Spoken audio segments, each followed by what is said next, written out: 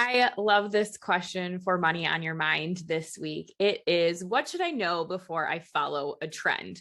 Look, did you ever buy a pair of leggings, a pair of skinny jeans, a pair of Zuba pants, a pair of, I don't know, a starter jacket in the 80s or in the late 90s? Have you ever followed a fashion trend?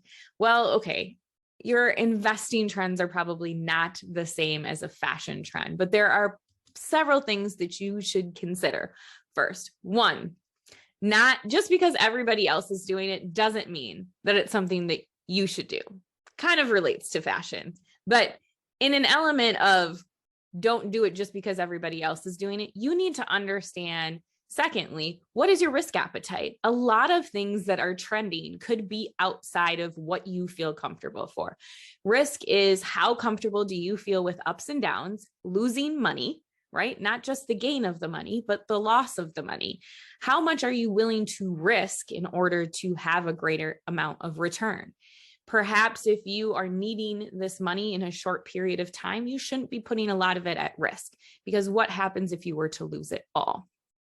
Secondly, you need to understand, how do you get out of something? So many times throughout our financial life cycles and the industry as a whole, there have been different types of products that had come into play. And we sense an element of liquidity when we talk about these aspects. How quickly can you convert something to cash? That means how accessible is it for you?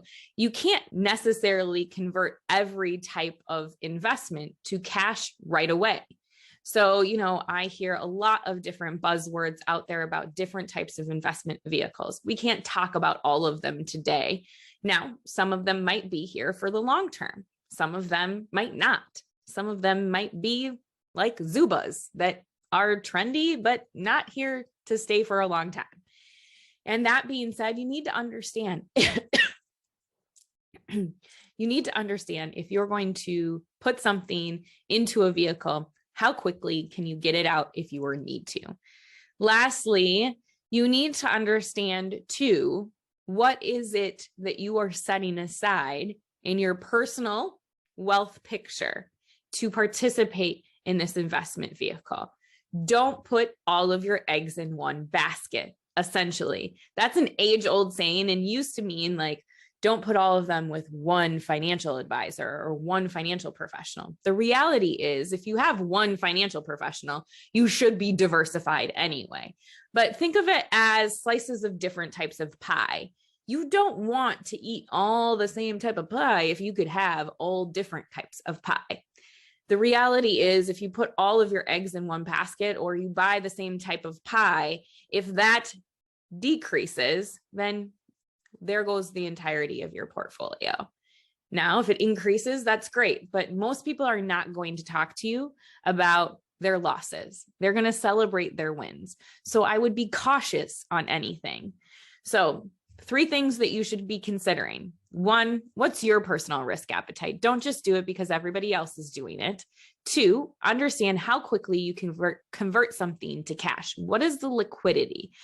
And lastly, I would say you need to understand, how is that going to play a part in the rest of your financial picture, making sure that you're not putting all of your eggs in one basket.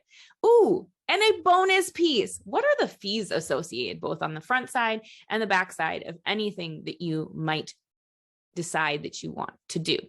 So if you have a question you would like to submit for Money on Your Mind, go to Forethought Planning and go to resources, then Money on Your Mind, and submit your question there. We'd love to hear from you.